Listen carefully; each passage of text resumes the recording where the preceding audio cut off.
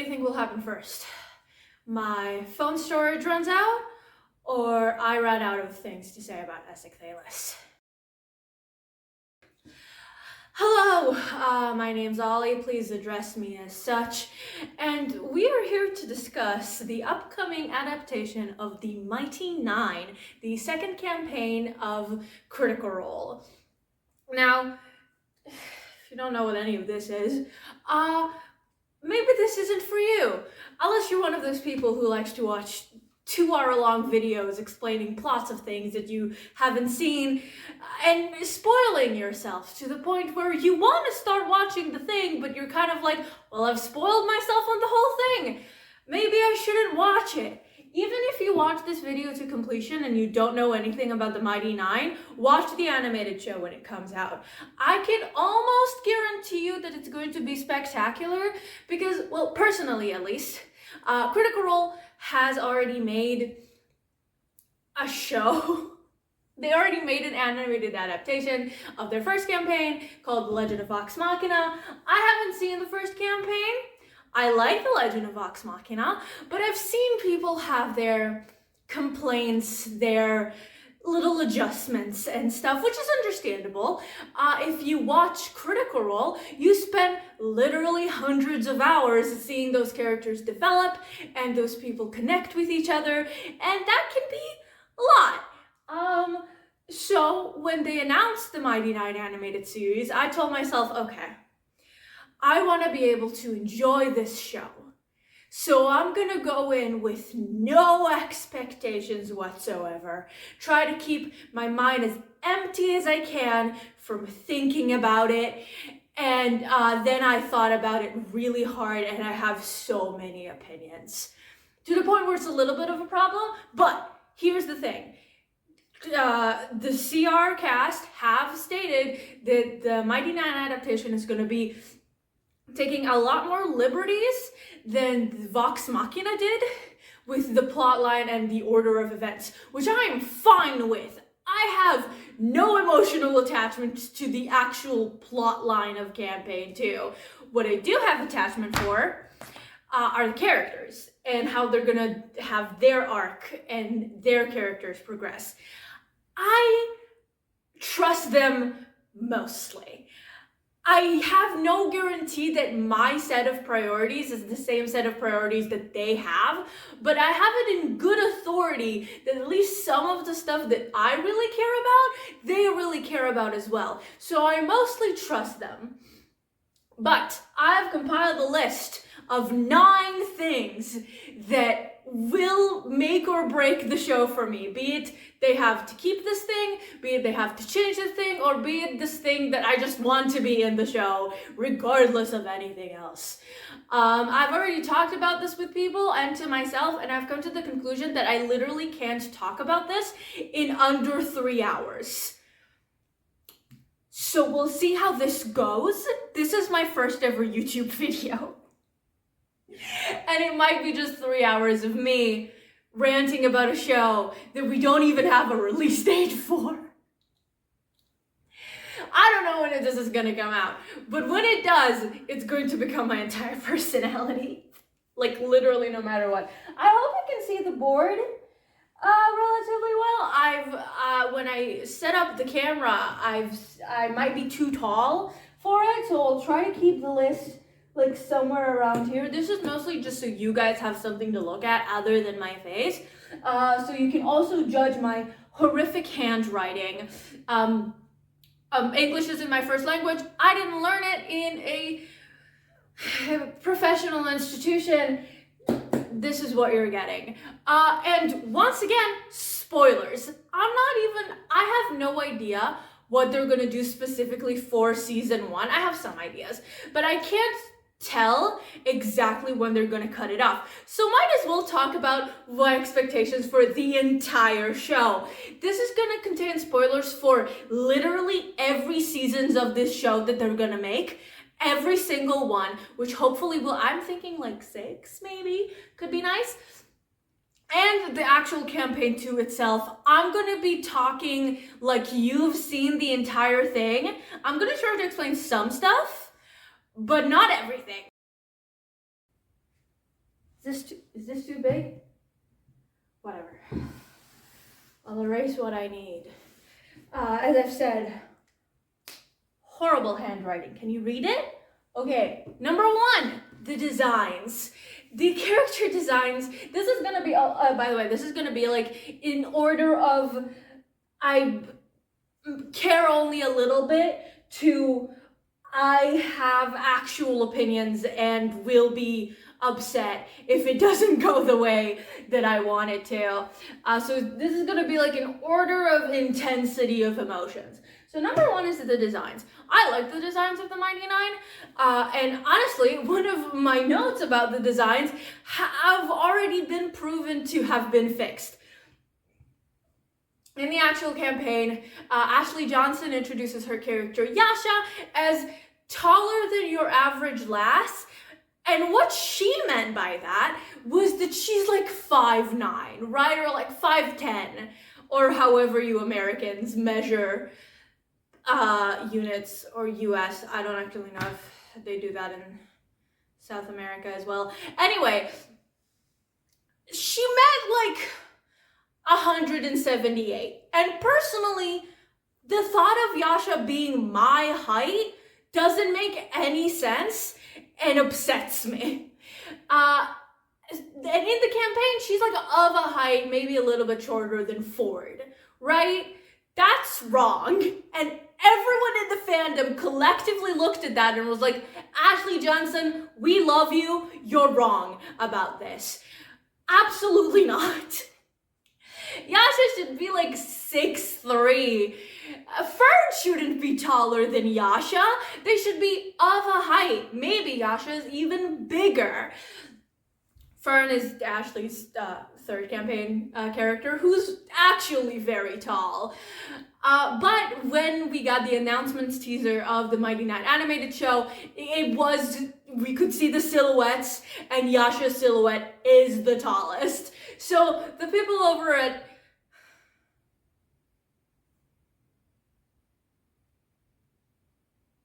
wait, is Titmouse the No. Spindle Horse is Has-Been Hotel and Hell of a Boss. Titmouse is Legend of Vox Machina.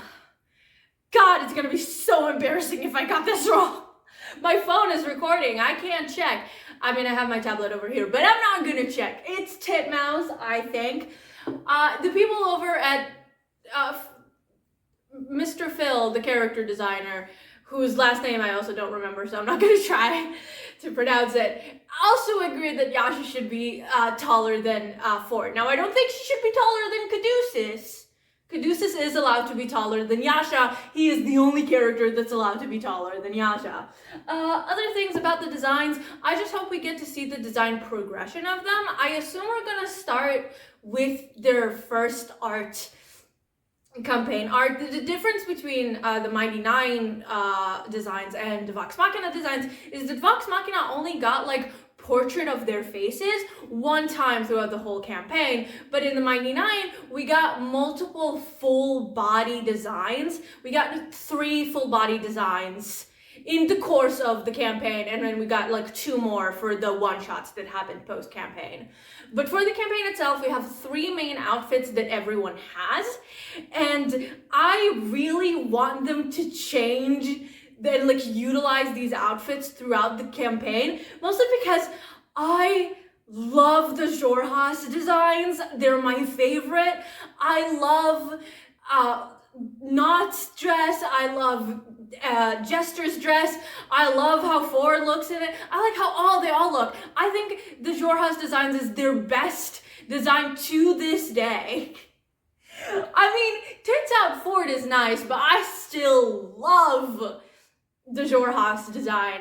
So I really hope they find a way to incorporate it and like have them change into different outfits. So far in Vox Machina, only Keyleth and Vax really had outfit changes. I expect like in season 4 they're gonna have like more major changes because there's gonna be a bit of a time skip. But for the Mighty Nein, I really want to see those other outfits because I really love them. And one additional note. I I know there's been a lot of controversy. I binge watched the campaign after it was over, but I know when it came out there was a lot of controversy about Marisha playing a person of color.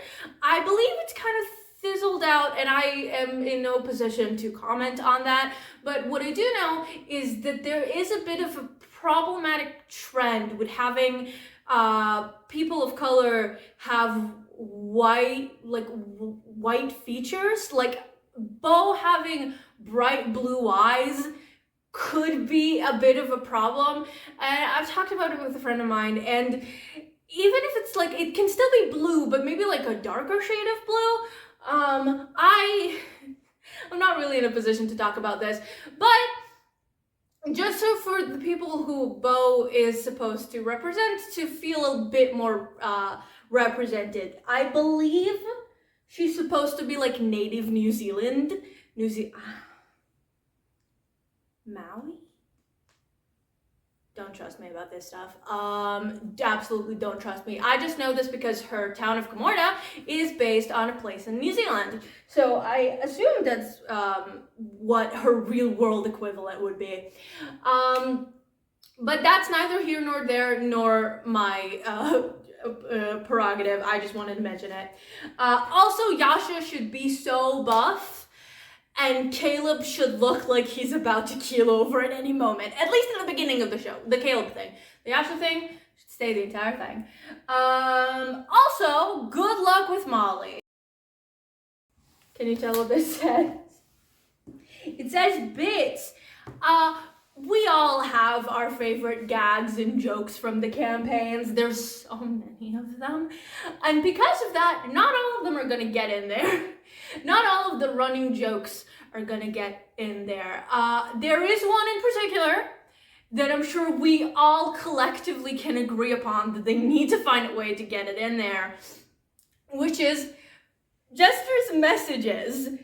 I don't know how they're gonna do it, especially because in The Legend of Vox Machina, they made it seem like sending is like a higher level spell than it is. Well, they did it specifically with scrying. They made it very hard to scry.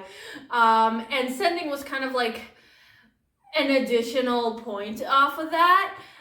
There's a lot of ways they could magic it or whatever, like flavor it, that's the word. I don't care how they do it. I really don't care how they're gonna logic it or have it make sense in the world. Jester sendings are some of the best. I will never forget, because I have ADHD, if that wasn't abundantly obvious.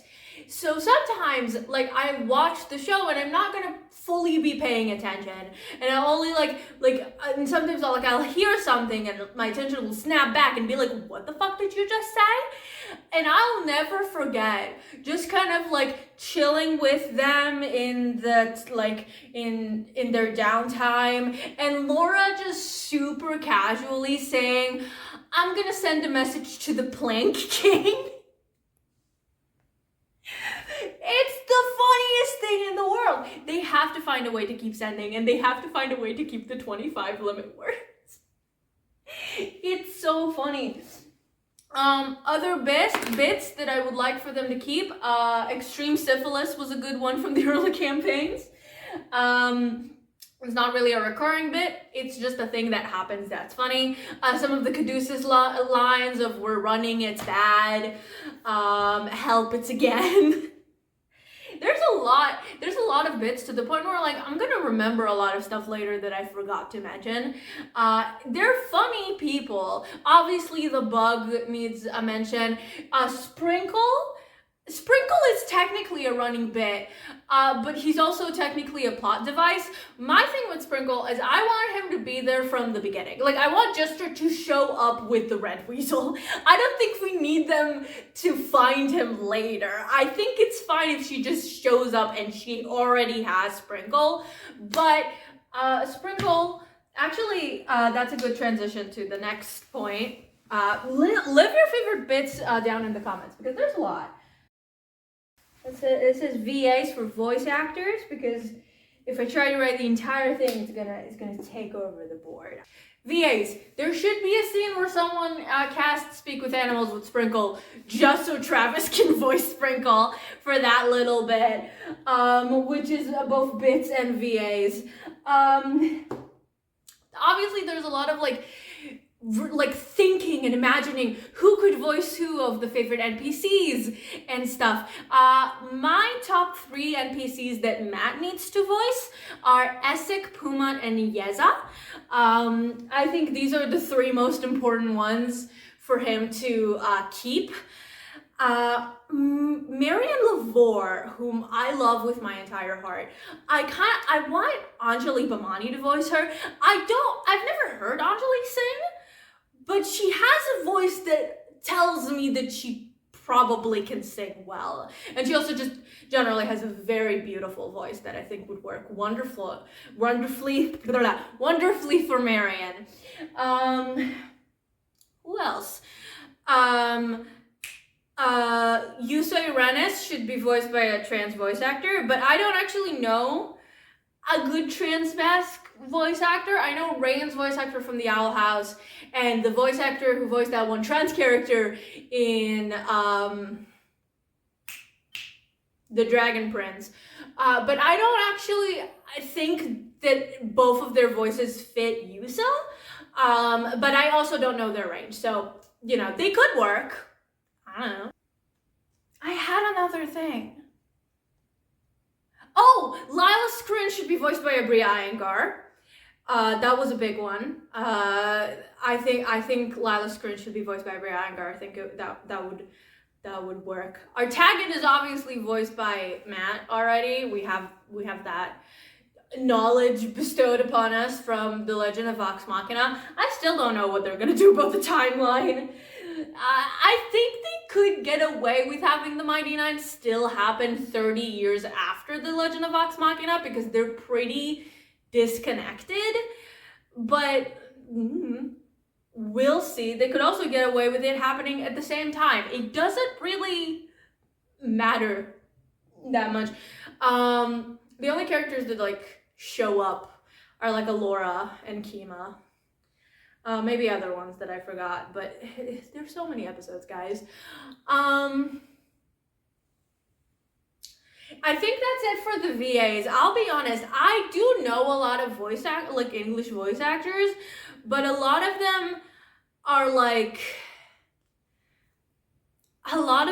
like either from Critical Role or from like the Genshin Impact cast. So like I can say I want Alejandro Saab to be there, but I don't know if I have a character for Alejandro Saab. Do I have a character for Alejandro Saab to voice? Who could he fit that is not already taken?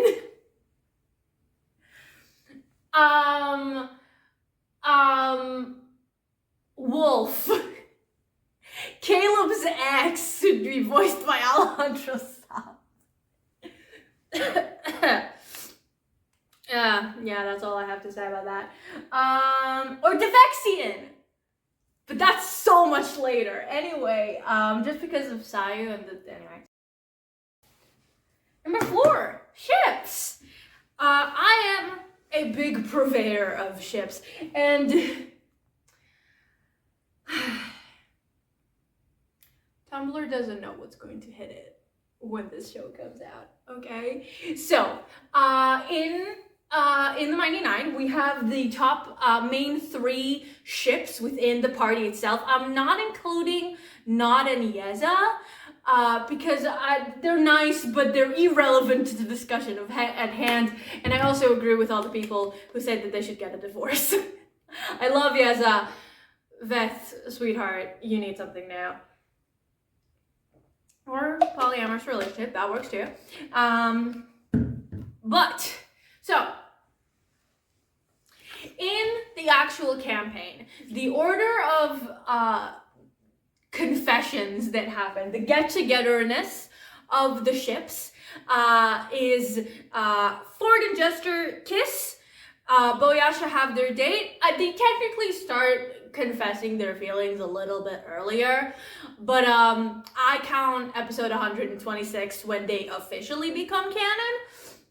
or like become girlfriends. So, and Shadowcast happen off screen as like a little side note epilogue of the campaign. I have a few notes.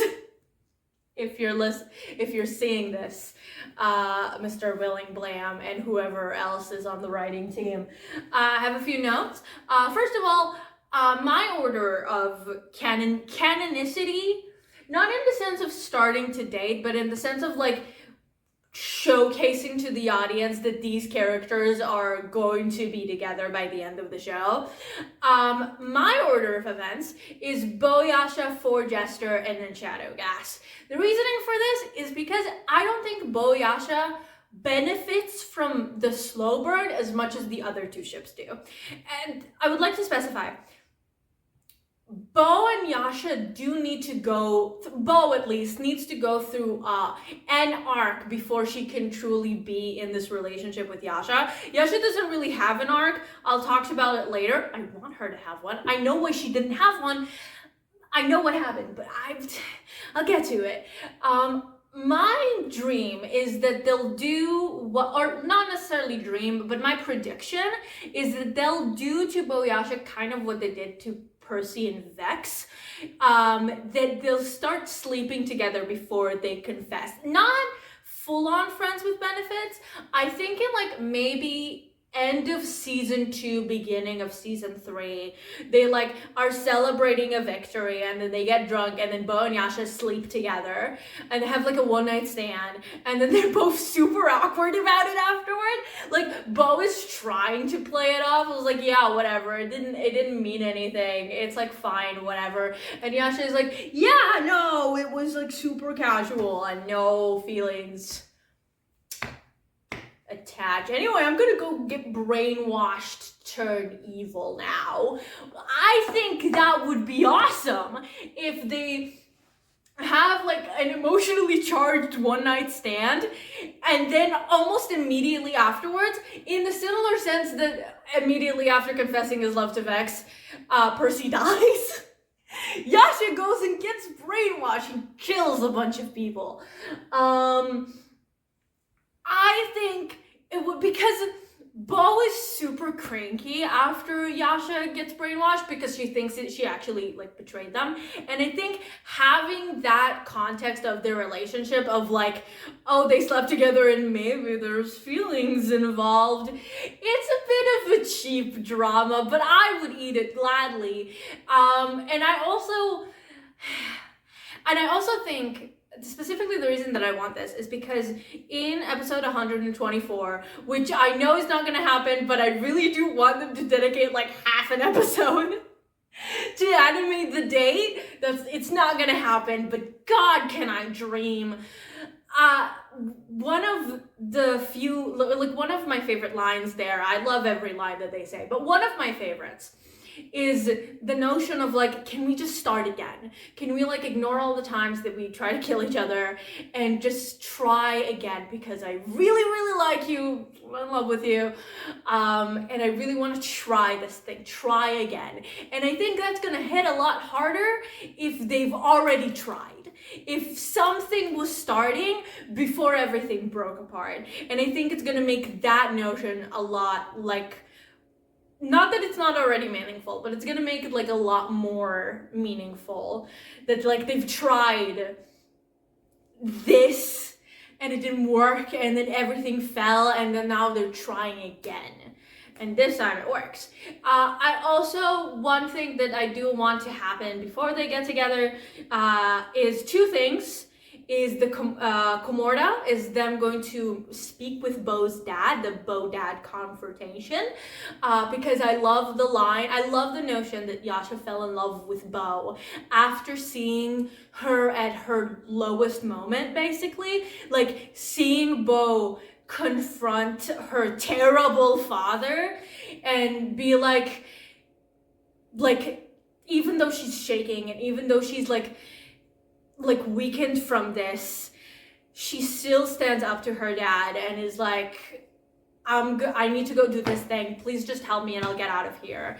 And seeing her at her home is what made Yasha fall in love with her. I love that.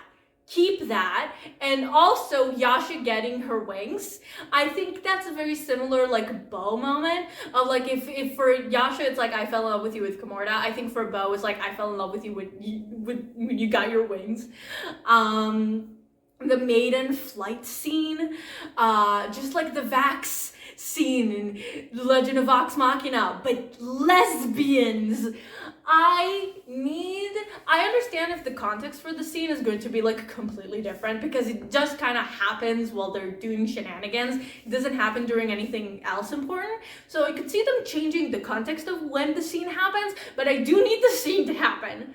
It's a fan art of the scene is literally my screensaver. I love it so much. Pinnacle of romance. But I guess this is more order of when I want them to kiss. So, Bo Yasha, I want them to kiss first. I want them to have a sex scene that puts Kate Vi to shame, not that I'm competitive. A win is a win, okay? A win is a win.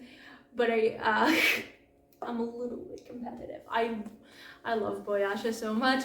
And after Bo Yasha, Ford and Jester. I do love Ford and Jester. I think it's impressive, honestly, that Critical Role has made me care about a straight ship this much, which I think makes sense because Laura and Ford are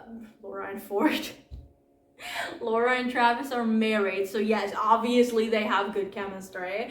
But I also really love their arcs. One of my biggest pet peeves is when it's like, here's this really good narrative foil that has these contrasting but matching themes with this other character, and they're both guys, but they're not going to kiss about it. One of these guys are going to kiss a completely unrelated girl that has nothing to do with him and nothing in common with him and does not relate to him in this deep emotional way. I don't like it.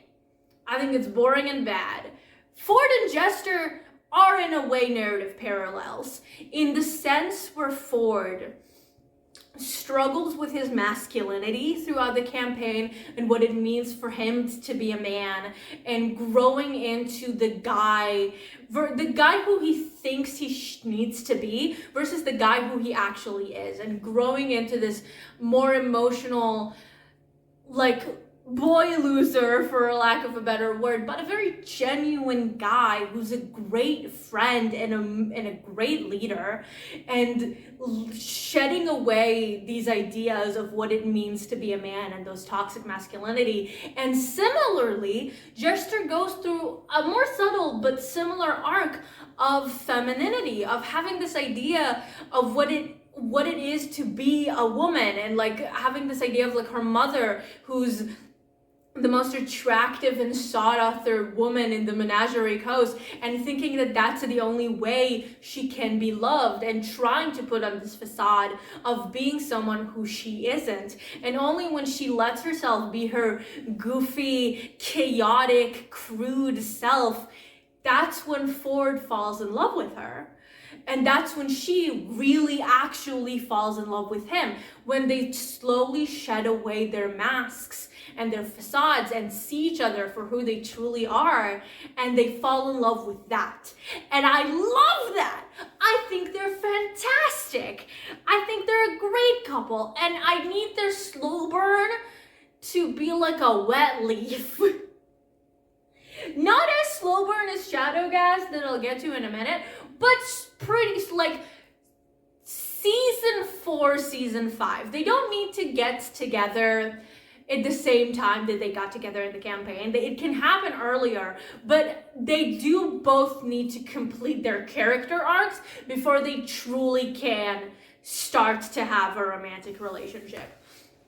And something that's very important for Ford and Jester in particular. I really like them. I love them a lot. Also, age up Jester a little bit, because listen, I read the comics And the comic, like the note design on Jester when she leaves Nicodranus says that she's 70. Ford is like 30. We can't do that. Listen, age gap is fine as long as they're both fully adults, okay? Like, I just need her to be like 22, 23, and he can be like 30. That's fine. That's okay. And I understand, I definitely don't think that CR did this out of any like grossness or malicious intent. I think it just happened that Laura said on her character sheet, this is how old my character is, and like Travis said on his sheet, this is how old my character is, and they barely talk about it in the campaign. It almost never comes up. I don't think we need to do the statues that automatically age Jester 5 years. They can do an like a near-death experience with Jester to be the thing that pushes Ford forward, for like Jester to almost die and Ford to have like a I almost lost you. I must kiss you romantically and intimately now. That's neat. That's fine. I don't need the underwater kiss. They can do it. I'm neither here nor there on it. I think it's important. The jellyfish. Yes, jellyfish. Last but not least, is this still recording? Are we still on? Is this thing on? Okay. 42 minutes. Jesus Christ. Okay.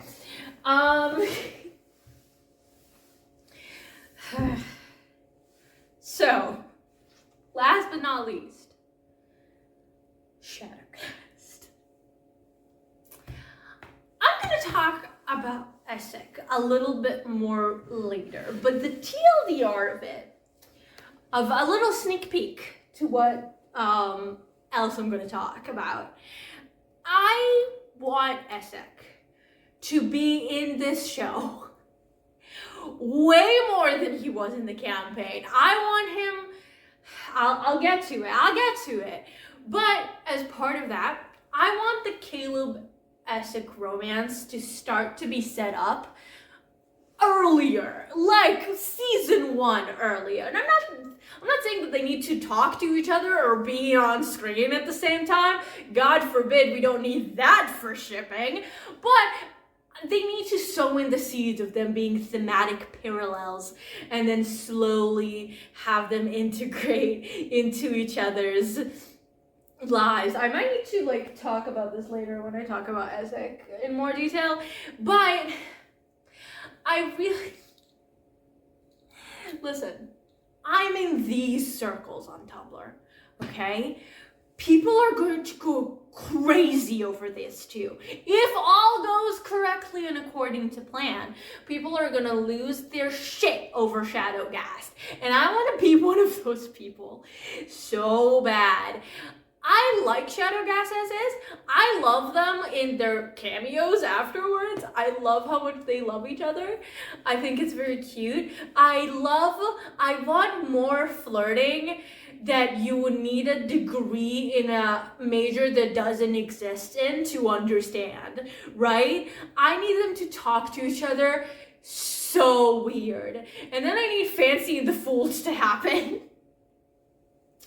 Exactly the same. If I needed to choose like 5 scenes to like copy paste from the campaign directly into the show, number 1 would be Caleb's speech from Fancy and the Fool, and then like number 2 would be like Ford holding the Ukutoa sword over the lava. 3 would be the cupcake scene, even though I don't think it would actually work copy pasted. They'll need to figure out something else. 4, the Boyasha date, and 5,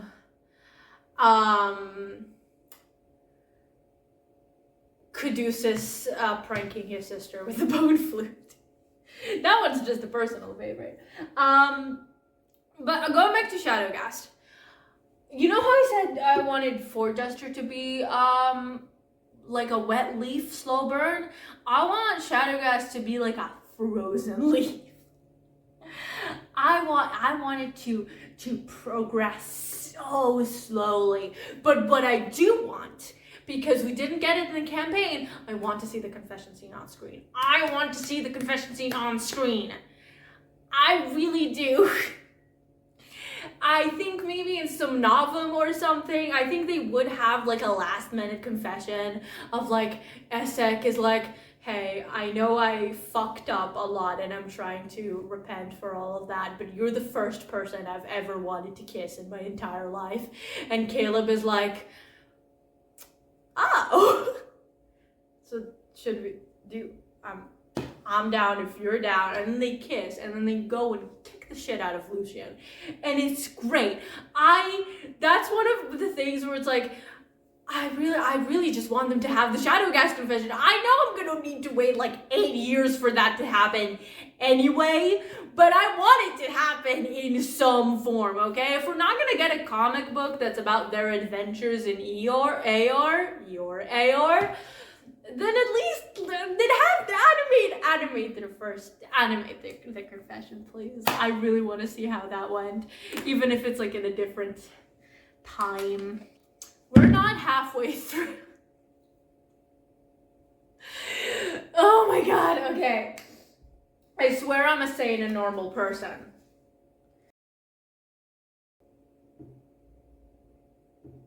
I'm not gonna write the entire thing.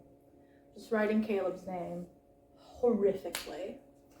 The whole thing is Caleb's backstory, specifically.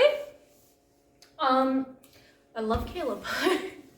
But his backstory happens kind of out of nowhere.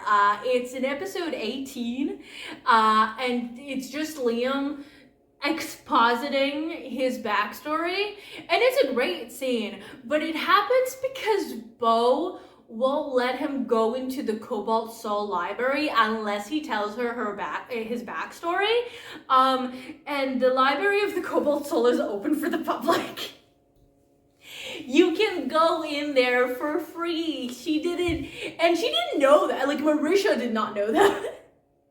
They thought they needed to do this and they didn't, which is not a great reason to have one of the most tragic backstories, not one of the most tragic backstory in the campaign revealed like that. I think I do want it still to be in season 1. I'm starting to lose my voice.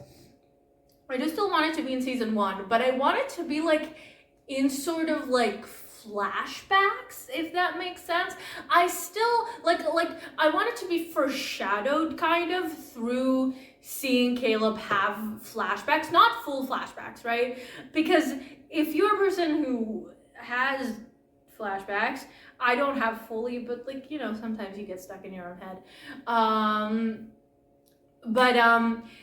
I wanted to, not entire full scenes. I just want some moments that are like from his POV, and he's like blinking and the house in front of him is on fire, and then he's blinking again and it's normal, right? Like that sort of things where like sometimes like it blinks the back and forth. I do want the scene of him telling Bo and Not, this is the story of how I killed my mother and father. And then that's like the cliffhanger. And then it starts with like a 3-minute long backstory of like what happens to Caleb. But I want the reasoning to why I do want it still to be, I do like it that Bo and Not are the only 2 people who know this about him. The whole campaign. Like he doesn't really, I don't think, no, he does when they do the tower. He like explicitly tells everyone. But I do love that beforehand, because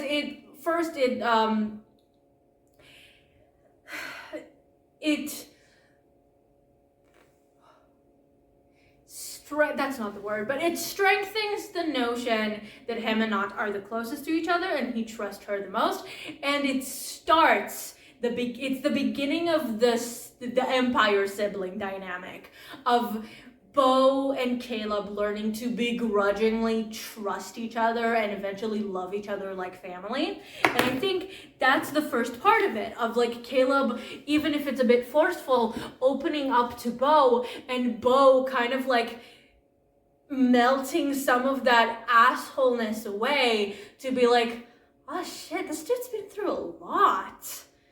damn, maybe I should like be nicer to him or something. And I do love that they both know it. I don't know how they're gonna do it, but I trust them. And additionally, in the end of the campaign, well, no, before that, Caleb / Liam mentioned multiple times how he has 2 book holsters over here, like in gun holsters, like leather holsters, but for books. One of these is his spell book, and the other one he refuses to disclose what it is for the entire of the campaign until the last episode, where he reveals it was a book of letters that he wrote that he plans to give his mother and father after he saved them from himself, after he found time travel and retrieved them. And then he teleports the book between the graves, and then I cry aggressively, just so hard. That scene breaks me every time. I want there to be, it doesn't need to be big. I actually really don't want it to be big.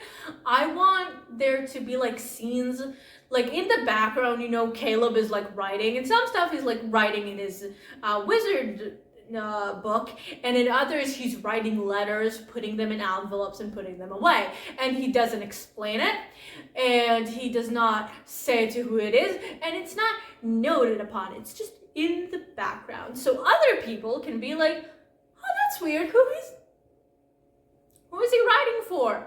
That's a little bit suspicious. And then for the people who know, okay, me and you, if you watch the campaign, or now, yeah, I'm gifting you this knowledge if you didn't watch the campaign, we can cry about it.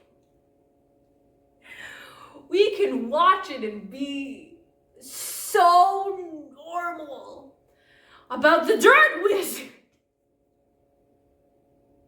I really can't decide who's Tumblr's favorite gonna be. It's really because Ford has to be so devastatingly hot. He has to be attractive as shit. Caleb obviously is Tumblr's darling in Critter Tumblr. Essek would be a pretty good contender. My darling, I think Not should be a Tumblr darling. She's not going to be. I think that's what she deserves. It's not gonna happen. Bo as well. I don't care who it is. Jester, for sure, great candidate. She would have a Tumblr. She would have a wildly successful AO3 account, and we all know this to be true. God, she would have art commissions, and she how these people who have no NSW, no furries, no mechs, and she would be like, I will draw whatever you want me to draw. She has no stipulations, no rules. Just give her money. That's Caleb. He also needs to be dirty. Sorry, Mr. O'Brien. Number 6, queer rep. One of the things that I love about Critical Role and the Mighty Nein is the queer representation. I do find it so weird to think about the fact that technically they're not the queerest group they've had. Everyone in Belle's house is canonically queer. Everyone in Belle's house is canonically queer. And you know who the 2 bitches in the Mighty Nein that are not canonically queer, that are stopping the Mighty Nein from having that title? Ford and Jester. I guess that's my first thing, is to not undo that. We need to find, listen, I love Ford's arc. It works for me regardless. This isn't a must. You don't have to do this. But you could make him trans. Trans mask, I mean. I think it just adds a little bit of a flavor to the toxic masculinity arc. It's not a must. I think it's plenty interesting regardless without adding the queer subtext. And the fact that I'm saying it is a real testament to how good Ford's arc is and how much I love him. Regardless, Ford can be the token straight guy. I just think maybe he should get to be a little trans as a gift. He would look so good with top surgery scars. I'm just putting it out there. But that's neither here nor there. Additionally, can you believe that Jester LaVore is not canonically queer?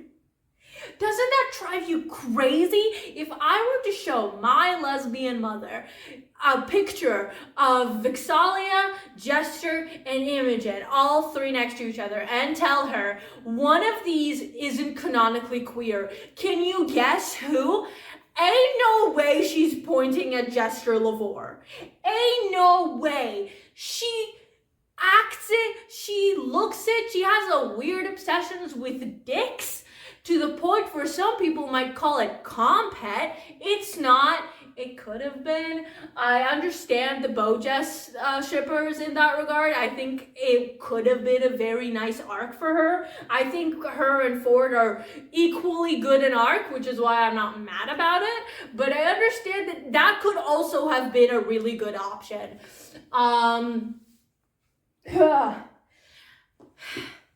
Just that, I don't know, have her blush at Bo once. That's all I need. I don't need much convincing. I just need a little bit of proof that she's queer. Other than that, going down the line, I want Caleb to be very explicitly polyamorous, regardless of his and obviously they're gonna do the backstory polyamory, but I want it to be very obvious that his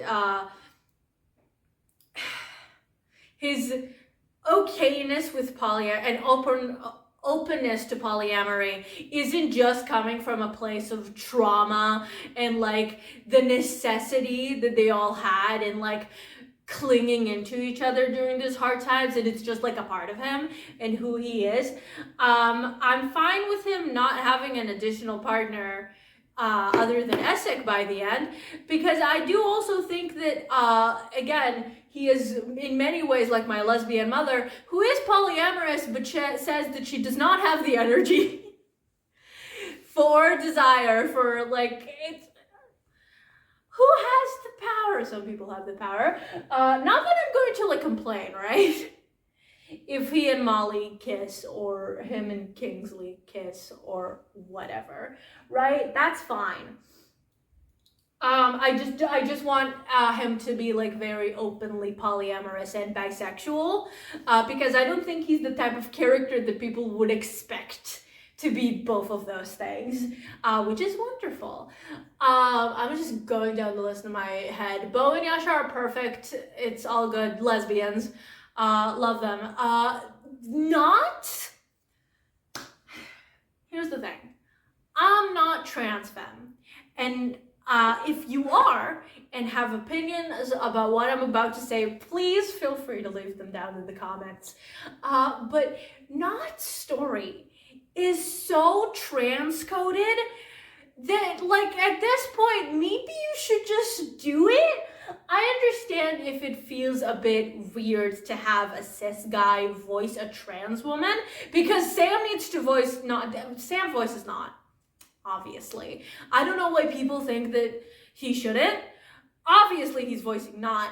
And I understand if making her trans explicitly might put a few people off because Sam is a cis guy, but also you're already having an AMAB person voice a woman, and her story is so transcoded. And you might be thinking, but Ollie, they have a kid. Make Yeza trans too. Easy solution. Make Yeza trans too. Have him be the one who's pregnant. I met trans guys who were pregnant. This is a real thing, and I think showcasing that family dynamic as well could be very interesting and cool. Also, for fuck's sake, don't make the alcoholism joke. But treat it a little bit more seriously in the show, guys, please. Sam is a little bit too cavalier about it for my taste in the actual campaign. But I love Not. I really, really do. I love Not and I love Veth a lot. And there's a lot of trans subtext towards it. I think it would be very cool if they canonize it. But if you don't, for whatever reason, let me know. In general, we should have more trans femme representation, especially in Western media. God knows we need it. Speaking of trans characters, I love Molly. I love that he is and Molly can stay AMAB. I have no qualms with it. As a non-binary person who's AFAB and uses she, they, I do love to have a genderqueer character who uses the pronouns that they were assigned at birth, right? I do love that for him. But I also think it would be neat because Taliesin said that Molly doesn't mind having other pronouns used for her. I think they should use she, her pronouns for Molly every once in a while. I think it would be they, them as well if they feel like it, but mostly she, her. I mostly want, because I think if you don't have, even if you do have other pronouns used for him, I think you do need to tell the audience that they're not cis, because otherwise they're not gonna get it. I've seen so many times where a character uses they, them pronouns multiple times and it just flies over people's heads and they just don't notice it. But I think it would be nice if Molly does use multiple pronouns. He, him as well, but also she, her, they, them. Maybe some neon pronouns if you feel like it. There's a lot of shit you could do with Molly in the limited time that she has. But we'll get to it. So, listen. I love the way that Caduceus's arrow-aceness is done in the campaign. I really do. I think that having him sort of like have this internalized arc that you can kind of like notice if you know to look for it while the campaign is happening, of him like kind of like watching everyone, how everyone else interacts with each other, and like thinking about and like liking that, seeing his friends happy, but like also internally being like, this is a weird thing. I don't think this is for me. And slowly coming to terms, like coming to realize that it's not for him, until they have a scene where he like talks about it with Veth and Yasha, where he's like, yeah, it's not for me. And they're so chill about it. And I like that scene. Here's the thing though. In regards to recent online discourse, when it comes to Arrow-Ace representation specifically, I'm gonna need Caduceus maybe like 5 episodes within his appearance to look into the camera and say, I have no interest whatsoever in romantic or sexual relationships, and any attempt to characterize me as such is an insult to me, to my characterization, the representation that I bring to other people, and you are explicitly besmirching my name when you do it. So don't. I don't think that's gonna happen. I think they will probably still have a scene like in the campaign where he explicitly says out loud, I have no interest in it. I need the first thing that I said to happen. I'm so tired. If I hear one more person say, but Arrow-Ace people can have relationships too. Wow! And lesbians can find out that they're into this one guy. Whatever. whatever. I just think that when it comes to aromantic and or asexual characters, we should instead come off of an assumption, if it's not explicitly stated, we should come from a place of assuming that they're not interested, and then if the character shows interest or there's something in their behavior to believe that they are interested after all, then we delve into that. I think that should be the basis. But it's fine. It's fine. It's Valentine's Day tomorrow when I'm recording this. It's fine. It's okay. I don't want to start arguments.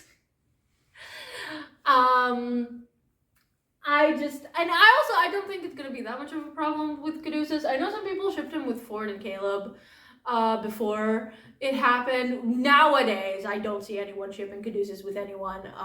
People seem generally pretty respectful of him. I don't trust the general Tumblr to be respectful of him, which is why I need him to state that in some way. And like, it doesn't, obviously he shouldn't look into the camera and say this, and I do want the internalized arc to maybe be a bit more obvious and whatnot, but I want him to come out in like season 3 or 4, not season 6, right? I want it to be more explicitly stated a little bit earlier is my overall point, and you know, I'll deal with it.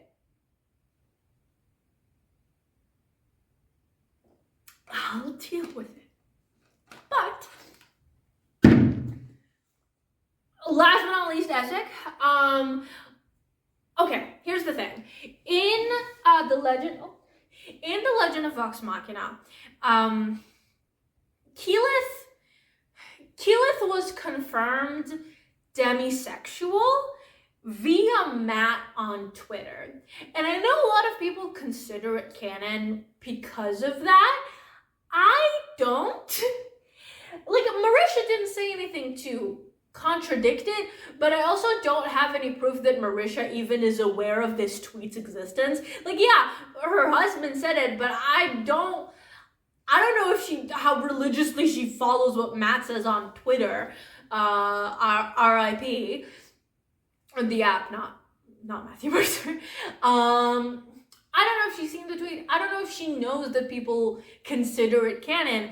And while I do think that the Legend of Vox Machina has, in some ways, they definitely characterize her as less horny than everyone else. In a way that's not even like necessarily demisexual, just kind of like a-spec in a sense. I do consider it like I consider it a semi-canon headcanon, but until Marisha Ray herself says Keyleth is demisexual, I'm not gonna consider it as like word of God, right? Essek though, Matt confirmed Essek as demi, which is word of God because Essek is Matt's character. However, Matt also said Essek is demi, which is not specific. I believe that what he meant was demisexual. I choose to believe that he's demi or oace. Maybe also a demi boy, but that's neither here nor there. I choose to believe that he's demi or oace because, and I'm saying this as a demisexual, there is a unique type of comedy that comes from, you know, all these like romance stories that are like soulmates that are like, I've never felt this way with anyone else before.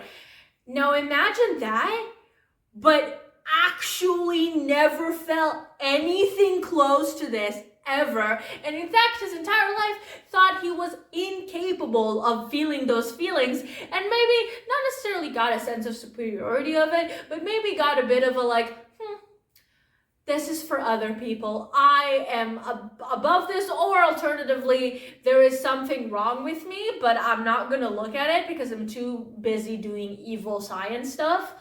And maybe like a deep shame or something, whatever. And then suddenly you meet this guy And in the beginning, there's nothing, right? Because you've never felt this way about anyone. Because you're incapable of feeling this way to someone you don't know anything about. And then this guy threatens to kill you after finding out that you're a traitor, and then kisses you on the forehead and tells you that you were not born with venom in your veins, and those people changed him. They can change you too. And then maybe you suddenly find out that you're thinking about kissing him and holding his hand the whole time, and you're 125 years old, and you've never thought this way about anyone else before. And how deeply embarrassing is that? Because you're a socially awkward wizard. You don't know what this is. Suddenly you're experiencing something that most people experience for the first time in middle school. You're a full-grown adult with a degree. And this is the first time. And I think in coupling with Caduceus, Arrow Ace never felt this way about anyone before, never will. Couple that with Essex, I've never felt about this way about anyone before, but now I do. Oh my god, this is embarrassing as shit. I think Essex and I want there to be like a scene where Essex like talks to Caduceus and Jester about it, and he's like, I don't know, maybe there was something wrong with me, maybe there's something wrong with me now, I've never felt this way before, I feel so selfish, I feel like a little disgusted with myself, even though I know it's like not a bad thing. And Caduceus is like, hey, this isn't for everyone, and what happened your life experiences before this are still meaningful and still mean something about you and your identity, and this doesn't take anything away from it. But also, you shouldn't deprive yourself from the happiness you feel right now because of this person, just because of a preconceived notion of what you are allowed or not allowed to feel. Just let yourself be happy. And then Jester is like, you have a crush on Caleb? Please let me help you set it up. Yes, this is the best day of my life. And Essex is like, oh no, I fear that I have made a mistake. I can't do their accents. I'm not gonna try. I want to see like that. I think it would be wonderful. The only demisexual and I believe also demi-romantic character that I know is Neil Justin, and he's the protagonist of All for the Game, and he's not chill or like not guilty about his sudden attraction to this guy, but he's not embarrassed. He like stares at him for like long periods of time, and the other guy is like, stop looking at me like that, and he'll be like looking at you like, what? I mean, he's delightful and I love him, but I want demisexual / demi-romantic representation of people who are so bad at this. I'm alloromantic and demisexual, which means that I don't get attracted to people regularly. But it's relatively easy for me to get a crush on someone. And when I do, I'm suddenly 13 and don't know what to do with my body or my limbs or anything. I'm just most awkward person in the world. That's what I want for Essex. And for me. Representation, baby. Number 7. Yasha. Okay, as many critters know, and if you don't know, Ashley Johnson, during the filming of both Campaign 1 and Campaign 2, needed to go back and forth between LA and New York because she was filming a show called Blind Spot. Blind Spot is like a medical drama, I think. And from what I hear, it's very cool that she had a role on TV.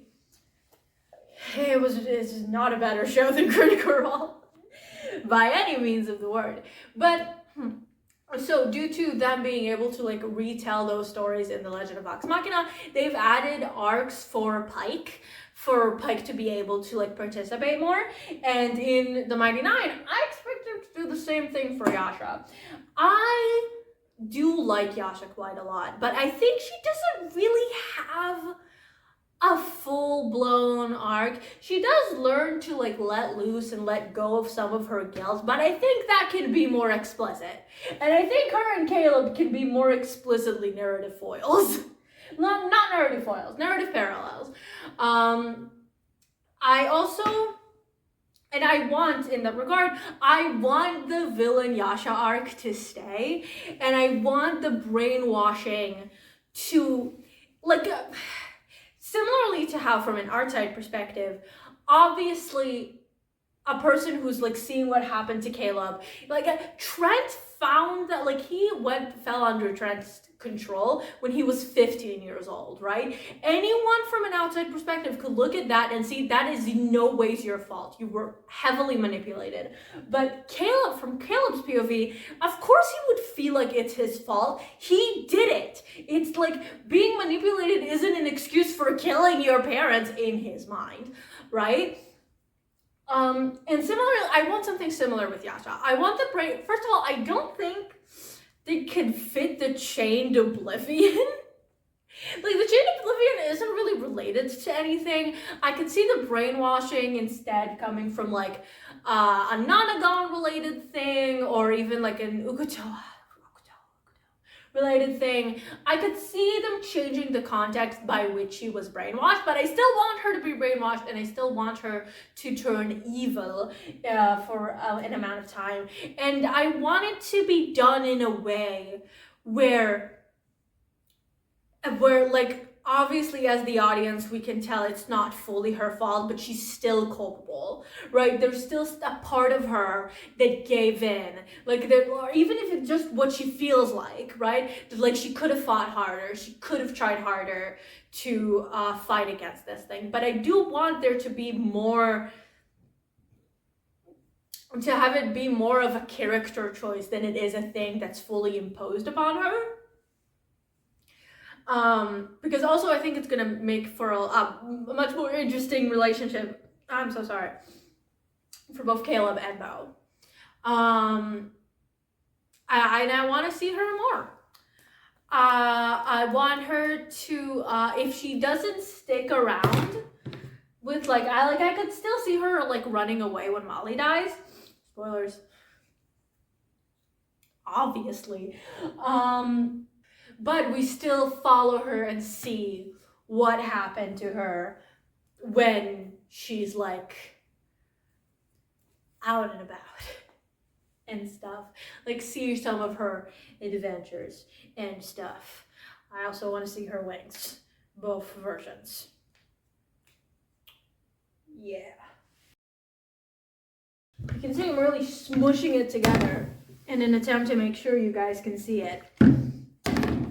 So remember in the beginning of the video when I have so much to say about okay, now we've entered fully the next two are things that I'll actually be upset if they don't do. I want Essek to be there from season 1. I know what people have said. Okay, I've seen the post of people who are saying that if the audience finds out that he's the traitor before the Mighty Nein do, is gonna ruin his arc. I don't know what those people are talking about. If you do, feel free to leave it in the comments. But as someone who binge watched the Mighty Nein after the show was over, I fully don't understand what you guys are talking about. Essek's arc is not that great. It mostly happens off screen, and we found out that the arc even happened when it reaches its climax. When it resolves, basically, is when we find out that the arc even happened. That's not good arc. That's not a good arc, nor is it an interesting one. I think that the cold open of the show needs to be Essek delivering the beacons to Trent. I fully have it in my brain.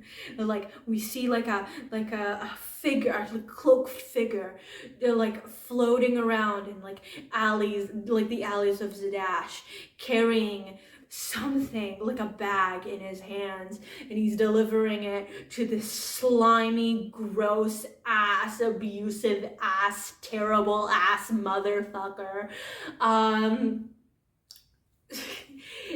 And the camera slowly reveals, it's like sees like a bit of the outline of his face, and then he looks to the camera and the opening starts. And he's set up as like this side villain that the group doesn't meet firsthand throughout the first season, and he has these kind of like BC plots where we kind of see him once an episode off doing his own thing, and it starts like not being fully clear how he's connected to these people until like end of season 2 when they collide. And or like I could see both, like I could see the structure being like 2 first season is like the war between the Dwendalian Empire and Xhorhas, and then 3 and 4 are Uk'otoa, and then 5 and 6 are Lucian and the Tomb Takers.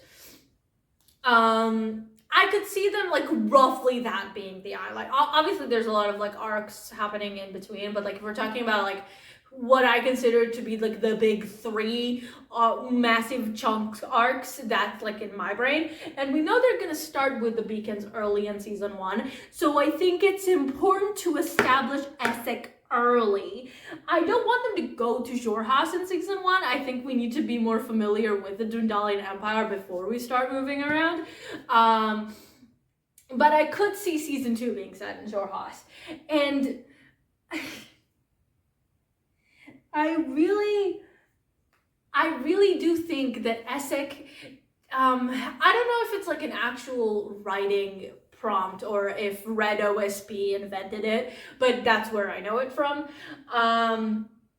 Read from Overly Sarcastic Productions, is the idea of like there's a bomb under the table and the audience knows that there's a bomb under the table, but the characters don't. Or alternatively, no one knows that there's a bomb under the table and then a bomb explodes out of nowhere.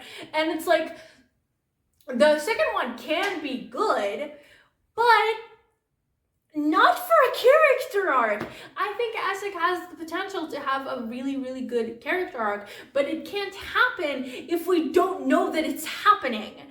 We need to be able to see it, and I want there to be that conflicting audience emotion of like knowing that Essek has done this terrible thing, but seeing him befriend those people and like seeing how he changes, and like hoping at the same time that the Mighty Nein finds out who started doing this terrible thing, but also being worried and scared for Essek and being like, well, I hope they forgive him, and like look how much he's changed, and like at the beginning I wanted him to be caught, but now I really like him.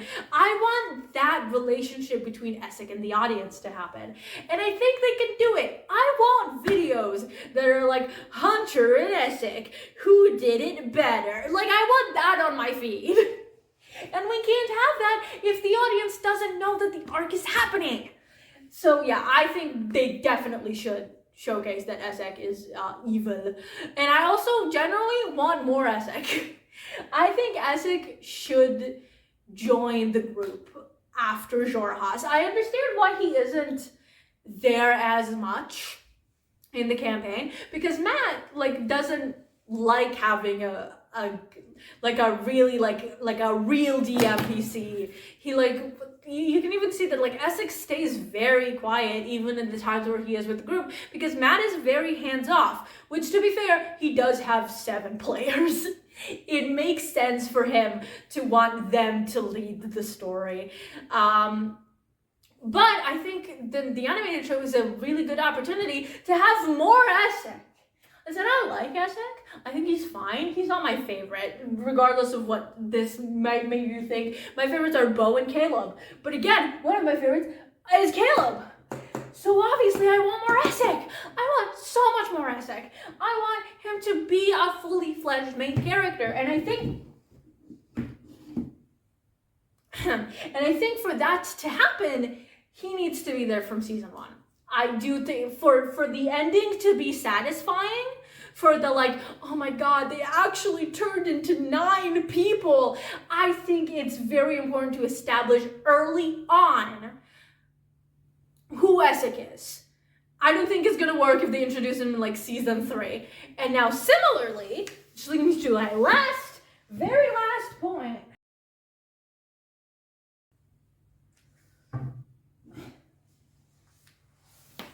Molly Tea Leaf has to die in season 1. He has to. I will die on this hill. Ignore everything else I've said up until now, except for the Essek part. This is the most important thing to me, okay? Molly, the dread I felt when I realized that this show could maybe give them the opportunity or the desire to have Molly stick around beyond the first season, the dread I felt. Now this might sound like I hate Molly. I don't particularly care about Molly. He's more of a plot device to me than a character, and that's mostly because I knew he was going to die before I started watching the campaign. So like during the campaign, I kind of figured it out because I saw.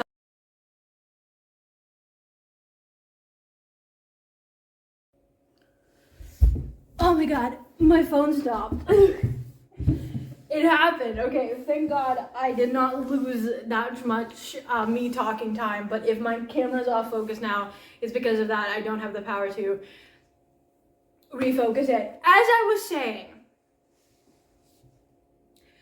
Molly has to die in season 1. Oh God, now I'm paranoid. It's filming, right? Okay. Molly has to die in season 1.